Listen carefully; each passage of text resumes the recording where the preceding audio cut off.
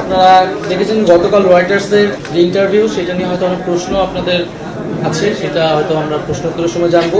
সেখানে কিছু মিসকোট হয়েছে বা ভুল অনুবাদ হয়েছে। যেমন আমি বলেছিলাম যে আমাদের আর্থিক বিষয়ে আসলে সমাজের যারা সচ্ছল মানুষ, আমাদের যারা সচ্ছল সদস্য এবং শুভাকাঙ্ক্ষীরা রয়েছে, তারা মূলত আমাদেরকে সহযোগিতা করে এবং আমরা একটা ক্রাউড ফান্ডিংয়ের দিকে যাচ্ছি, অনলাইন এবং অফলাইন কেন্দ্রিক। সেই ক্রাউড ফান্ডিংয়ের মাধ্যমে আমরা আমাদের কার্যালয় স্থাপন সহ আমরা ইলেকশন যে ফান্ড সেটা রেজ করব। তো সেটার একটা ভুল অনুবাদ দেশের বিভিন্ন গণমাধ্যমে আসলে এসেছে, সেটা সংশোধনের জন্য আমার অনুরোধ থাকবে।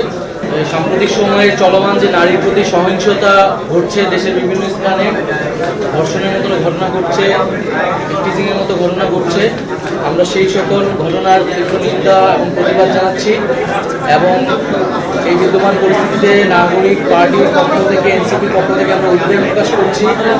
অন্তর্বর্তী সরকারের প্রতি আমরা আহ্বান জানাচ্ছি,